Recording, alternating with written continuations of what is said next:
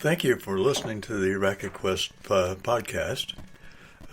As you know, we do racket reviews on our website, but I wanted to do this episode as a racket review in verbiage. Okay, in other words, talk about the racket review as opposed to just writing about it and having everybody figure out what is going on and what the numbers mean, etc. I think it can be a little more accurate in speaking about something than, quite frankly, than putting down numbers and not paying much attention to what they mean. So this is going to be a racket review of the new Yonex VCore Pro 97. If you're familiar with Yonex rackets, you know that the upper end rackets of Yonex are still manufactured in Japan in their factories, and that, in my opinion, based on what I've seen over the years, it adds to the consistency of the product. And for example, when a racket comes in, if you get 6 or 8 or 10 at a time, they're going to be relatively close to each other in almost every specification. And that's important when people are thinking about buying rackets. Most people buy multiple rackets, and it'd be nice if they were relatively the same as they were received, as opposed to having to do, a lot of modification, for example. So the Yonex VCore Pro 97 we're going to talk about today is the new one. It's basically green with some gold highlights on it. It's a nice-looking racket. It's sort of a forest green, if you will, with the gold. It makes a really nice, in my opinion, aggressive-looking, strong unit. And the one we're talking about today is going to be the 310-gram unit. There's a 310, which we're talking about today. There is a 330, and in the 100 square inch, there's a 300 gram. And these are numbers that they attach to the racket, and they change obviously when anything is done to them, overgrip, stringing, etc. So they start with the basic number of, on this one, of 310 grams. And one thing about the Yonex rackets in most recent years is it's not easy to determine much about them spec-wise unless you know exactly where to look. And I mention that because sometimes you are handed a product and it's maybe a 330, but if you're thinking it's a 310, you're going to be thinking it's a 310. Well, how do you confirm that in terms of what's on the racket itself? So on the Yonex rackets, typically on the outer hoop right above the shaft, where the shaft meets the head, you'll find some information.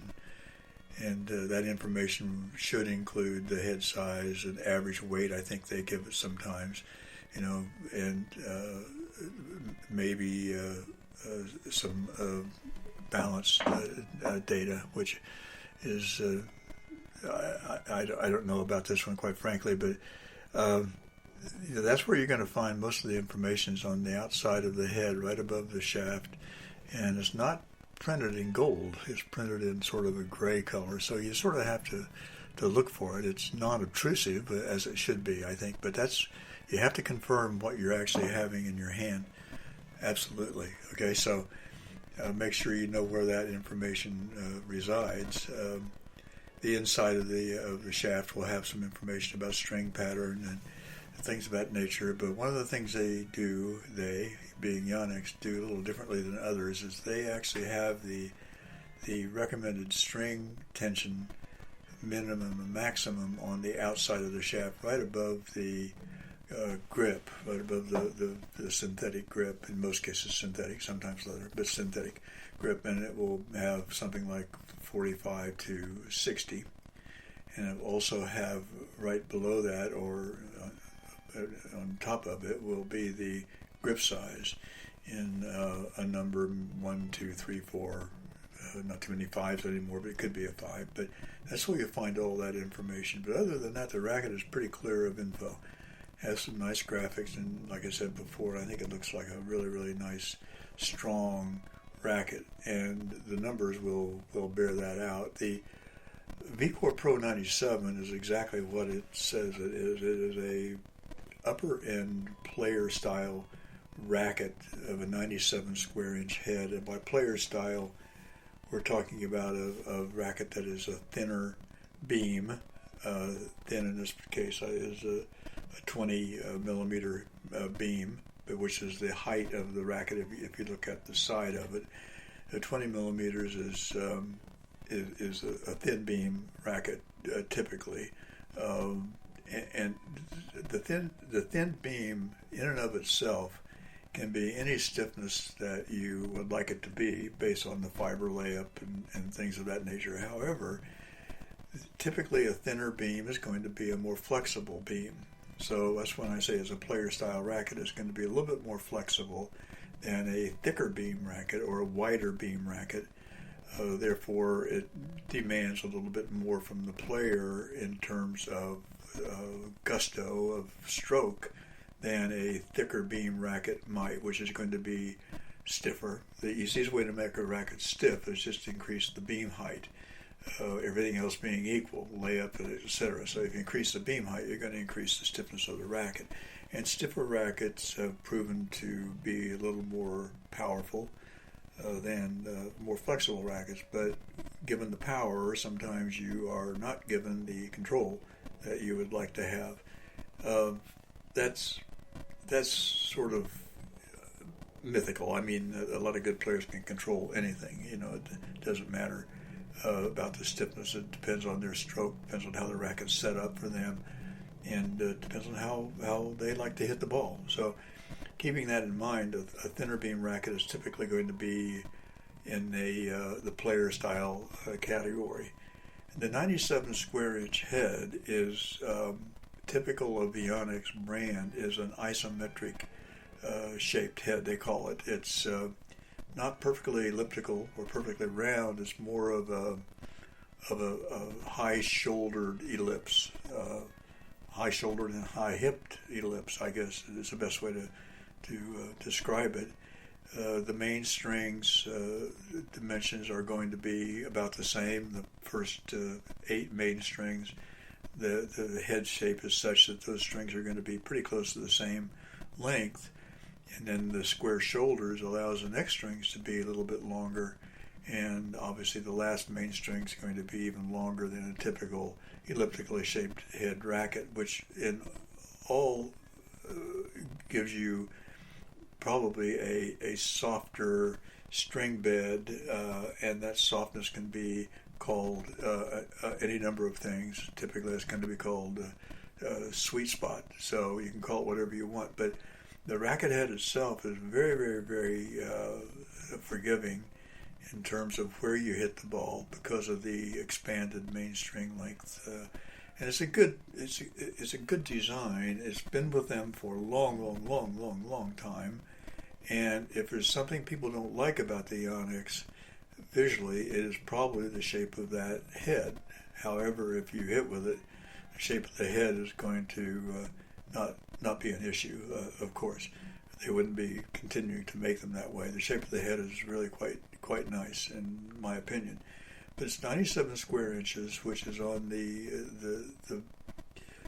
low side of rackets these days. I think the typical racket is going to be around 100, and Yonex makes a 100 square inch racket, of course. And the head makes still some 93s, and Yonex makes a 95. So the smaller headed rackets are not gone. In fact, they are, in my opinion, making some headway in terms of regaining some traction that they had lost. You simply do not need a massive head size to play a really, really great game of tennis if you're in the player / upper club level skill set. You know, it's you want the racket to be there for you, but you don't want it to tell you, this is what I'm doing, sir. You're not getting by with this big swing with this headed racket because it's going to go too long. So you're not in control anymore, Mr. Player. I am. So you won't find that in player style rackets, whether it's Yonex or any other brand for that matter. A player's racket is just that. It's for you, the player, to demand what it does, and then it is supposed to do that. And in most cases, it will do that. But start with the reference tension that I use on most of the demo rackets we do is 55. That seems to be a reasonable reference tension for most rackets, especially 97 square inch size, and that is 24.9 kilos if you are thinking in terms of kilos. And our equipment uses different tension and cross string tensions, so you'll see that on if you're looking at this on the website, you'll see the numbers, and the main set on our equipment is 46.8 pounds and the cross set is 30 pounds.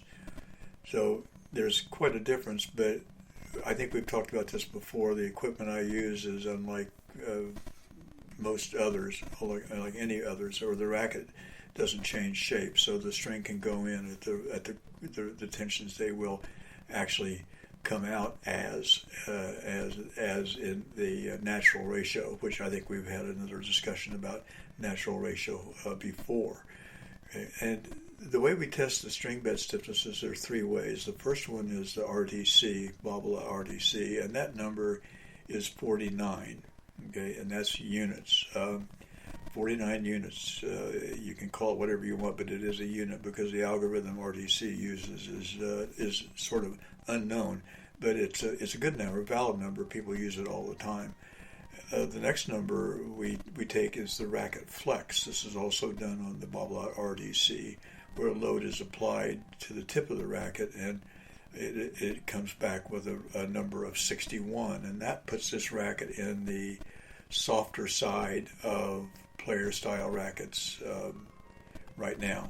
It would be if you were going to say, was this racket arm friendly, you'd have to say, yeah, I believe it sure is. But we'll get to another number called the effective stiffness that will bear that out. But the gram weight is 324 grams, and if you're thinking in ounces, that's 11.43 ounces. So it's right smack dab in the middle of the weight range, in my opinion. It's a very, very, very nice weight range.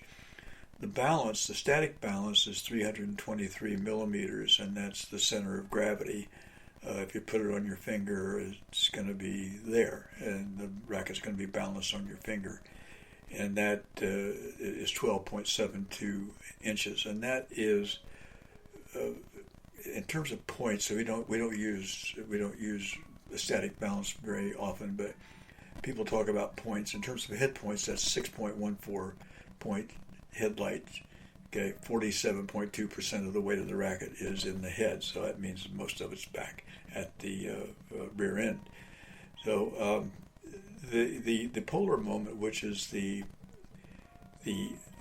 ability of the racket to sustain off-center hits, is 329, and that gives us a torsional stability rating of 14, which typically of a 97 square inch head is going to be right about where you're going to be, 14. Now we'll talk about that a little bit later in some other episodes, but the torsional stability will run from 12 to 20 depending on the width of the head. So the head is not extraordinarily wide, so that number is going to be relatively low. And if you add any kind of additional weight, it's the 3 and 9 o'clock position, that is going to change and go up, of course. But that's another story altogether. The swing weight is 315. That's kilograms per centimeter squared, and that is the inertia of the racket, and that is, in my opinion, the most important number of this racket, or any racket, quite frankly.